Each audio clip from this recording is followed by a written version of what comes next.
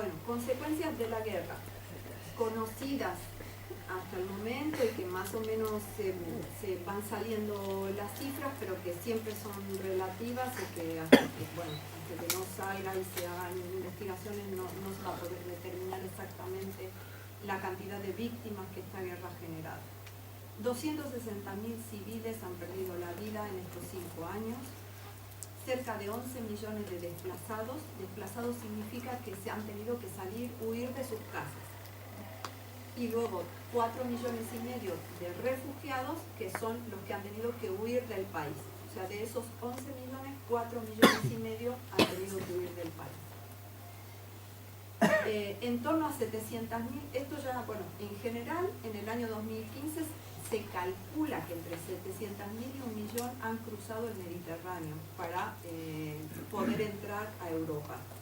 Entre esas personas se calcula que 450.000 son sirios, o la mayoría por lo menos son sirios.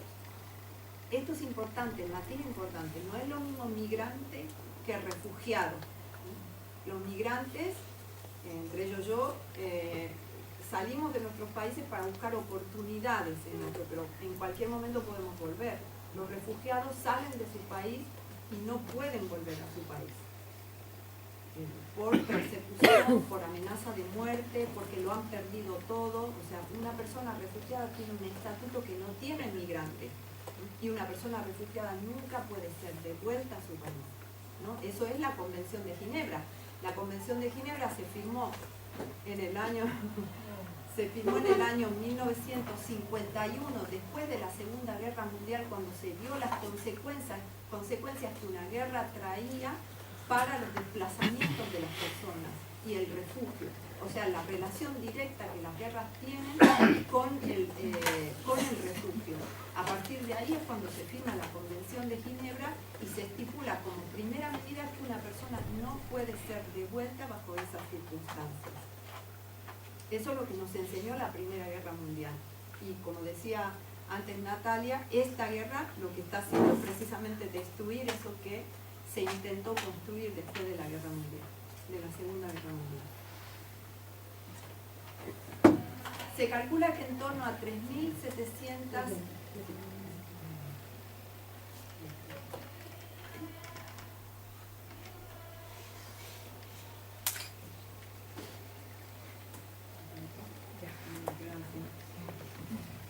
Bueno, de esas 700.000 o millón de personas que han cruzado el Mediterráneo, que son de muchísimos países, que lo han cruzado durante 2015 solamente, se calcula que 3.700 perdieron la vida. En los últimos 14 años se calcula también que 27.000 personas perdieron la vida en el Mediterráneo. Probablemente el 40% refugiados, o sea, personas que, como he dicho antes, no pueden volver, llegan para pedir refugio y no pueden ser devueltos bajo ninguna circunstancia a sus países. Como sabemos, porque también los medios se han cansado de decirlo, la Unión Europea viene comprometiéndose desde hace 2 años a asentar a refugiados sirios y el número que ha puesto ha sido de 160.000. De esos 160.000 que se comprometió hace 2 años, solamente 272 refugiados han sido reubicados en territorio europeo. Ojo, aquí también voy a distinguir otra cosa. Una cosa es el reasentamiento, ¿no? Es decir, reasentamiento significa que la Unión Europea va a aceptar solicitudes que vengan solo de la ACNUR, ¿no? de un organismo mediador, desde los campos de refugiados. Entonces, desde los campos de refugiados, Europa se comprometió a reasentar 160.000 y solo ha reasentado a 272. Otra cosa es quienes entran directamente por el Mediterráneo por su propio pie. Esas personas, cuando logran poner un pie en Europa, lo primero que hacen o que deben hacer es solicitar el asilo, ¿no? O sea, hablar con las fuerzas de seguridad y decir, yo quiero solicitar el asilo en este país, ¿no? Esa es otra, ¿no? Ahí no se sabe muy bien cuántos sirios han llegado por ese medio. Se calcula que 1 millón. Y esas personas, en cuanto hacen la solicitud de asilo, en cuanto la ponen y el policía o el funcionario de frontera le tramita la primera petición, esa persona ya tiene que quedarse donde le digan hasta que se resuelva esa solicitud, lo que implica un estudio, un análisis y tal. En España, por ejemplo, un estudio de una solicitud de asilo puede llegar a tardar hasta 3 años, que te contesten si te van a dar el asilo o no te lo van a dar. Entonces esas personas viven en una situación de total inestabilidad hasta que les dan el dictamen de si les van a dar o no ese estatuto. Entonces esas personas, dependiendo de dónde hayan entrado y de qué país hayan entrado, estarán en una situación u otra. Desde luego, puede que a muchas les hayan dado el estatuto, pero puede que la mayoría todavía esté esperando la respuesta. Mientras tanto, ¿dónde están? En los llamados centros para refugiados, que son los centros, en España se llaman CAR, los centros de atención a refugiados, donde viven, se les da comida, durante todo ese tiempo hasta que esperan la respuesta. La respuesta puede ser que no le dan el estatuto de asilo y en 15 días tienen que dejar el país. A veces un poco el procedimiento. Para ellos van a tener que demostrar que realmente su vida está en peligro, ¿no? Y tienen que presentar pruebas. En Grecia, ¿cuál es la situación en Grecia? ¿No? Sabemos que hay gente que ha entrado por distintos sitios, ¿no? España, por ejemplo, tiene gente que está haciendo sirios, que están haciendo solicitud de asilo, lo están haciendo en Ceuta, ¿sí? O en la frontera entre Marruecos y Ceuta y Melilla, ¿no? Ahí sí que están poniendo los que han logrado llegar hasta ahí, ¿no? Y luego hablar un poco de esas trayectorias. Pero, por ejemplo, de los que se ha comprometido España a acoger, de momento solo han venido 18. En Grecia es donde está llegando un grupo importante. Pero ¿cuántos hay? Se calcula que en torno a 50.000. Son los que están como en esa burbuja que ha sido lo que ha provocado que Europa se reúna varias veces, hasta 7 veces, para decidir qué se hace con la situación. Por eso 50.000, porque digamos el escándalo es para Europa, el escándalo entre comillas son esos 50.000, ¿no? ¿Qué hacemos con estos 50.000? No los 4 millones que andan pululando, ¿no? Por ahí, que ahora diré dónde están. De esos 50.000, 13.000 están en el campo de Idomeni. Y es por esos 50.000 por los que Europa firma el acuerdo con Turquía. Luego voy por ahí. Bueno, una persona que se calcula, o ACNUR calcula que una persona siria que está intentando huir ahora mismo de la guerra se está gastando en torno a 7.000, 9.000 euros o más, lo que puede ser toda su vida, o sea, todo lo que tiene, todo lo que le han prestado, todo lo que le deja a su familia, y que puede atravesar o vivir hasta en 7 lugares distintos antes de llegar al destino que tiene previsto, que generalmente es un país donde tiene familiares, que puede ser Suiza, Alemania, generalmente, ¿no? Noruega, Francia. Y se gasta en ese trayecto todo ese dinero. O sea, en muchos casos llega completamente sin nada. Y por supuesto la vida, ¿no? En muchos casos la vida. Bueno, ¿dónde están los refugiados, esos 4,5 millones o 4.600.000 refugiados sirios que han huido del país en estos últimos 5 años? La mayoría en Turquía, 2.700.000. En Líbano, 1 millón de refugiados. Líbano tiene una población de 5 millones de personas, me parece, no sé si alguien, pero por ahí está. 4 millones y algo de personas, y tiene 1 millón de refugiados sirios. Jordania tiene 630.000, Egipto 110.000. De hecho, estos datos son hasta diciembre del 2015, con lo cual es probable que ahora se hayan aumentado. Irak tiene 245.000 refugiados sirios. 50.000 están en Grecia, que son los que han logrado poner el pie en Grecia.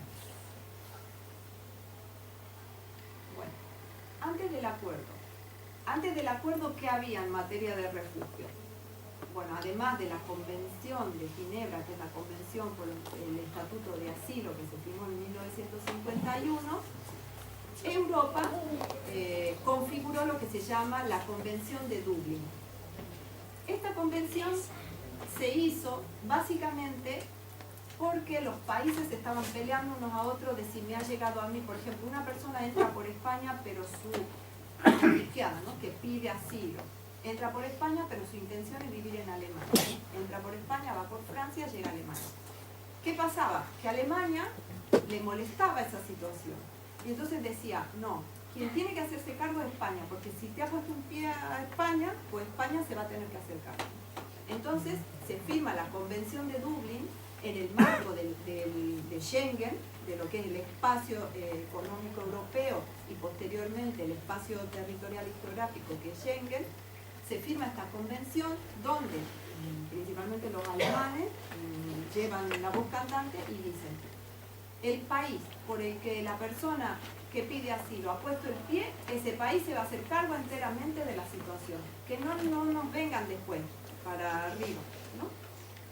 Entonces el acuerdo de Dublín se aplicó durante muchos años, pero después en 2007 sufre una reforma y en 2013 sufre otra reforma. ¿Por qué? Porque lógicamente, ¿quiénes son los países más afectados por la llegada de personas que pueden solicitar asilo? Los países fronterizos. Entonces, quienes más se pueden ver en esa situación de que puede desbordarse en algún momento son precisamente España, Grecia, Italia y los países de la antigua Yugoslavia, ¿no?, y de Europa del Este. Entonces son países que reclaman y piden ayuda, dicen: nosotros no podemos asumir todo, ¿no? Hay que hacer un reparto equitativo de las necesidades que vienen derivadas de las solicitudes de asilo. Y entonces se modifica 2 veces la Convención de Dublín y se hace un principio, o sea, se crea como un orden jerárquico de a quién se va a aceptar. Por ejemplo, si la persona entra por España, pero tiene familiar en Alemania, entonces esa solicitud se va a tramitar. O sea, España es la primera que hace la solicitud, pero si se descubre esa ligazón de parentesco, va a poder ir a Alemania, ¿no? Este es, digamos, el primer grado.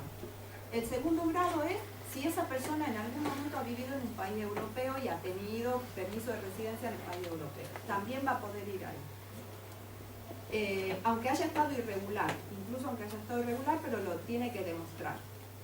Y en último lugar, cuando no concurran ninguna de esas circunstancias, por el país por el que ha entrado. Eso, digamos, que es el último acuerdo del 2013 de la Convención de Dublín. Claro, ¿qué es lo que sucede con el acuerdo que se acaba de firmar? Que viola la Convención de Dublín. Si esta gente ha llegado a Grecia y ha puesto un pie en Grecia, lo que hay que hacer es tramitar la solicitud de asilo en Grecia, valorar esas 3 o 4 circunstancias de si tiene familiares, de si ha vivido, de hacer un estudio, ¿no?, de la persona y poder derivarla en cualquier caso a donde surja bajo este orden jerárquico, ¿no? Pero lo que hace el acuerdo es que ahora las personas que llegan a Grecia van a ser derivadas o canalizadas a Turquía, con lo cual en primer lugar viola esa convención de Dublín.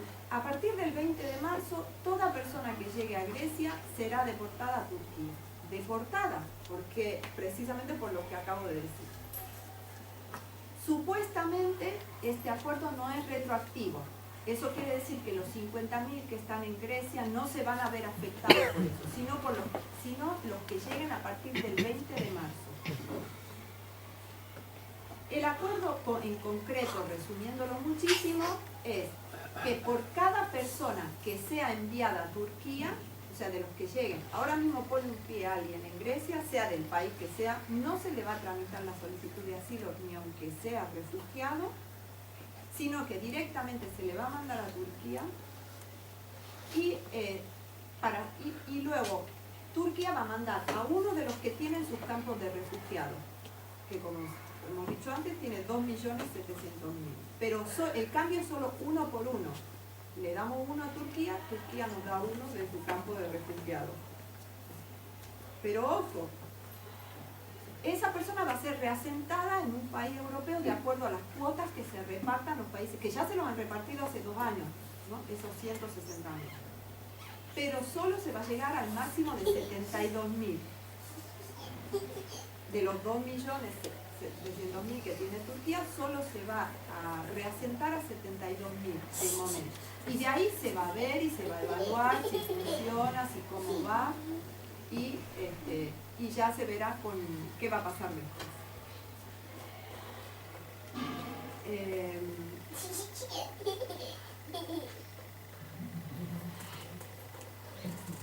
Silencio por ahí, silencio.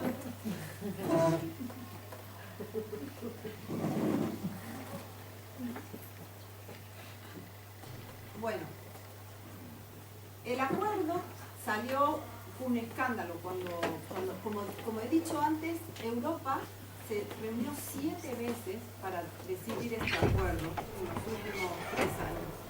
Y en esas reuniones, como sabemos, se gasta muchísimo dinero porque hay que pagarle a todo el mundo sus viajes, sus dietas, y etcétera, etcétera. Sí.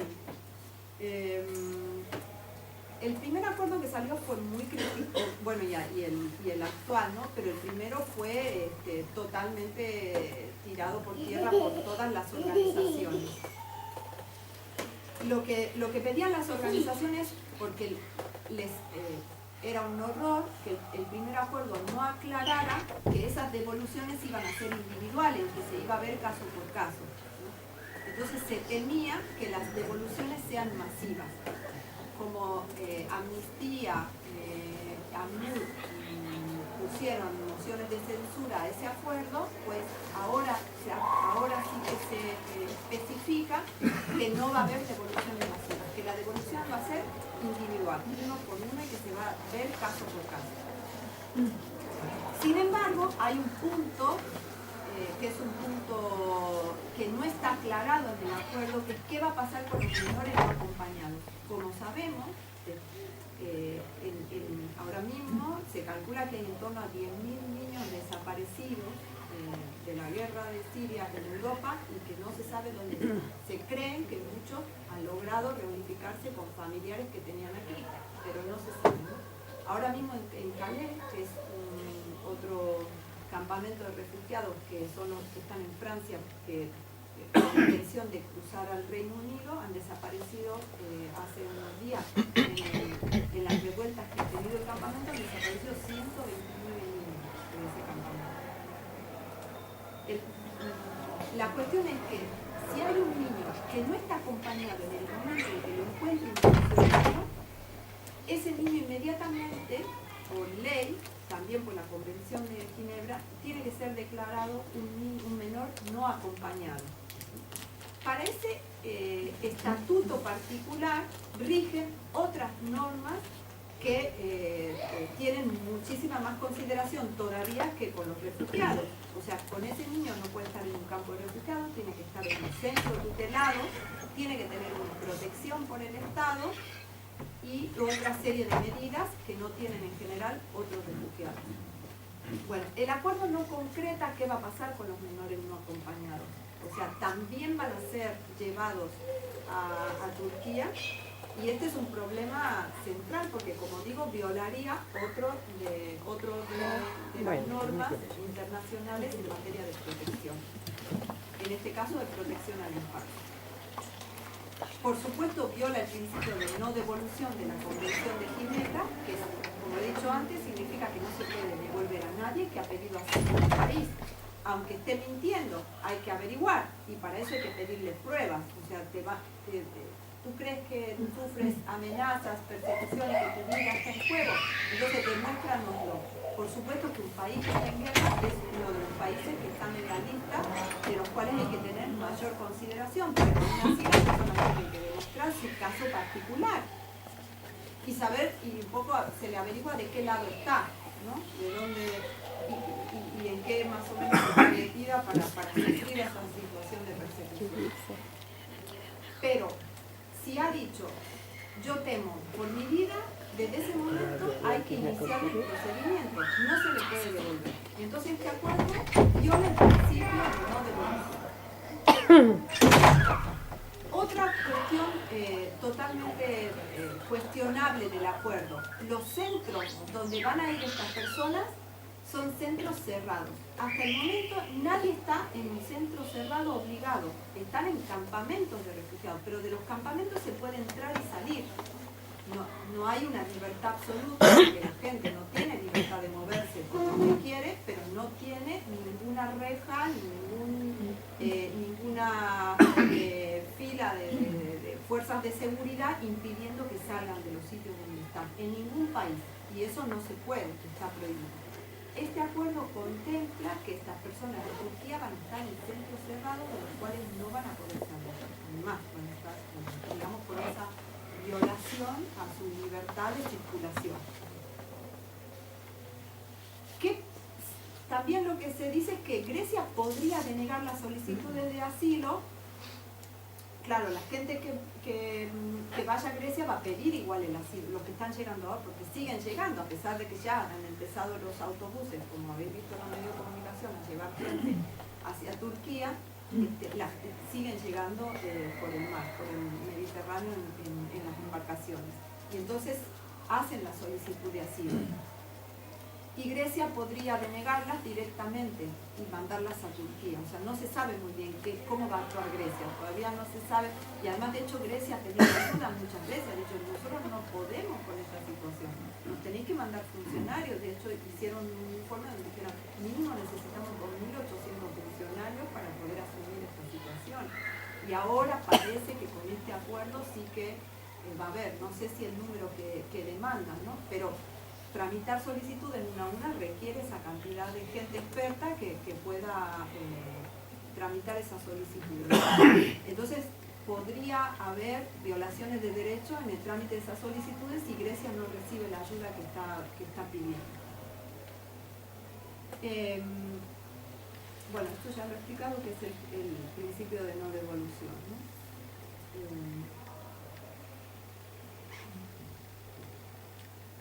Bueno, propuestas. ¿Qué podemos...? Es una crisis, antes de las propuestas no quiero que ustedes todavía, es una crisis como en todos los medios dice crisis de los refugiados, ¿no? Pero efectivamente no es una crisis de los refugiados, es una guerra que está generando refugiados, pero es una crisis de valores humanitarios, ¿no? Ante la situación que hay, más bien. Se puede hacer algo, ¿no? O sea, Europa puede asumir las demandas que tiene, y aquí, bueno, pues diversas organizaciones y analistas internacionales dicen que sí, ¿no? Que hay unas vías que sí que se pueden seguir, que no es esta, la del acuerdo con Turquía, precisamente, porque Turquía no es un país seguro. De hecho, el principio de devolución dice que no se puede, aunque tú no lo devuelvas a su país, pero no lo puedes devolver a un país seguro. Prueba de ello es que antes de ayer, lo hemos visto en los medios de comunicación, cómo los policías turcos pegaban y golpeaban a varias personas que estaban intentando manifestarse en los campos, ¿no? Entonces ahí ya se evidencia que hay una violación de derechos humanos en Turquía y que no se puede mandar a una persona, así como España no puede mandar a una persona a Marruecos, precisamente por el mismo motivo, porque no es un país seguro para las personas. Y de hecho, cuando los refugiados pasan por Marruecos, sufren una enorme cantidad de violaciones a sus derechos humanos, y las mujeres violaciones de todo tipo, ¿no? Entonces, son países con los que no se puede firmar ese tipo de acuerdos porque no respetan los derechos humanos.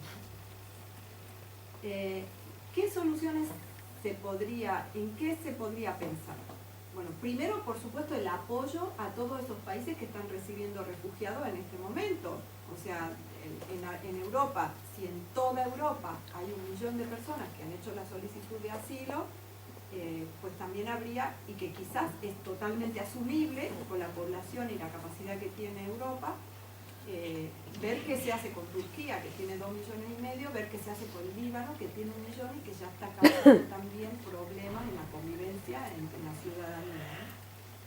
Pero por otra parte hay otras cuestiones. Por ejemplo, para que no poner a la gente en riesgo de que tenga que llegar en patera, en una embarcación, poner en riesgo la vida de esos niños, que la gente pueda hacer sus solicitudes de asilo en la embajada de los países limítrofes, que la pueda poner en la propia embajada de Turquía, en la embajada del país, de Alemania, de España, de donde sea, en Turquía, en Líbano, en Egipto, donde puedan pedirlo, que hagan y que se tramiten desde ahí, y que la gente no tenga que gastarse todo el dinero de su vida y en tantos países y arriesgar su vida en ese intento de llegar a Europa, ¿no? Esa sería una de las principales, y que esa vía está cerrada con los últimos acuerdos que hizo Europa antes de esta crisis. Europa ya modificó en parte los derechos de los refugiados europeos, que fue muy criticado precisamente porque cerró en parte las vías consulares, porque no quería que la gente pida asilo en los consulados. O sea, lo que quiere es que lleguen hasta aquí con la lengua afuera y después aquí decirle que le da o que no le da.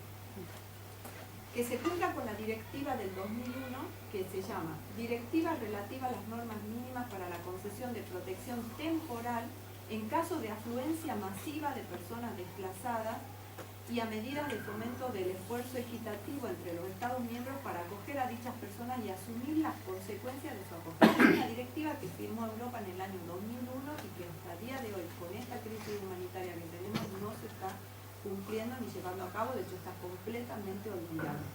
Además, la directiva no dice que se les dé nacionalidad a las personas, se dice un acogimiento temporal hasta el cese de la situación en su país, porque por otro lado, las personas refugiadas en mucha mayor medida que las migrantes desean volver a sus países una vez que finalice la situación que ha obligado el exilio de esos territorios. Y si se le pregunta a cualquier persona, te diría que quiere vivir en su tierra, ¿no? Pero para eso va a hacer falta pues, mucho trabajo, ¿no? Pero mientras tanto que se le dé esa salida temporal a esa situación grave que está viviendo. Reforzar e incrementar los programas de reasentamiento, ¿no? Hemos visto que están en estos países totalmente saturados y entonces sí que se tiene que tramitar esos compromisos que ha firmado Europa de reasentar directamente desde los campos de refugiados a los países europeos en un acuerdo equitativo entre los países dependiendo de su capacidad y de la financiación. De hecho, la Unión Europea tiene el Fondo para los Refugiados, que es una financiación exclusiva para acoger a personas refugiadas que cualquier país lo puede pedir. Y entonces que haya un reparto equitativo de acuerdo a las posibilidades de cada país y con la financiación de ese fondo europeo y que se pudieran repartir e ir trayéndolo, porque la situación en los campos de refugiados también en algunos sitios es verdaderamente grave.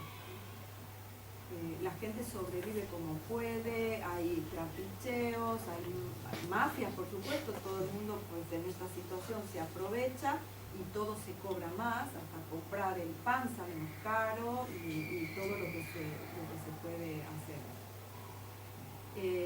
Europa se ha comprometido solamente a reasentar 160.000 cuando hemos visto las situaciones que están en otros países. Bueno, esto quería traer un poco aquí comparando la situación que se está viviendo ahora en Siria con lo que está pasando con los refugiados en el mundo para tener una perspectiva, ¿no? ACNUR calcula que entre lo que ha pasado en el 2015 y lo que va a pasar en el 2016 va a haber 60 millones de personas en todo el mundo que van a dejar sus países. 27 millones niños y niñas. La cifra de personas desplazadas en el mundo ha ido creciendo a lo largo de los últimos 60 y 70 años. ACNUR también hipotetiza que no es por la guerra de Siria, que ese número va a ir creciendo cada año más, porque los refugiados no solo huyen de la guerra, huyen también, como sabemos, de los desastres medioambientales causados por la explotación de las materias primas en los países en vías de desarrollo. Donde la gente, muchas de ellas comunidades originarias, se tienen que desplazar de sus zonas a vivir a las ciudades, masificándose y perdiendo sus medios de vida. Y de ahí a las migraciones. Entonces cada vez más, dice ACNUR, se va a ir produciendo y se va a ir acrecentando ese número de desplazamientos obligatorios. Otra cosa que la gente quiera salir porque quiera salir de sus países, pero obligatorio y que no pueda además tener la posibilidad de volver a sus casas. De esos 60 millones, casi 20 millones son refugiados, es decir, personas que han tenido que huir directamente del país. 14 millones y medio están bajo el mandato de ACNUR, que más o menos están controlados en campos de refugiados a lo largo del mundo. Y 5 millones de la UNRWA, que son los refugiados palestinos. Son 5 millones. Muchos de ellos estaban refugiados en Siria antes de la guerra, siguen y han tenido también que salir después de 70 años de Siria, salir exiliados a otros países por esta situación. Y están repartidos también en Líbano, Egipto y en Jordania, los palestinos.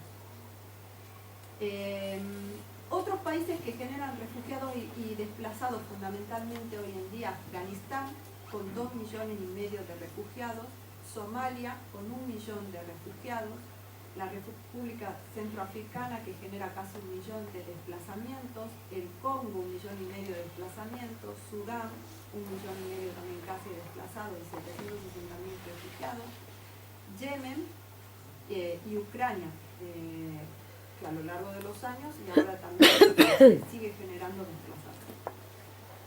Las regiones en desarrollo, los países en desarrollo y las regiones en desarrollo, es decir, no los países europeos precisamente, acogen el 86% de los refugiados del mundo. De esos 20 millones, el 86% están en los países limítrofes de Reino Unido, no están en Europa.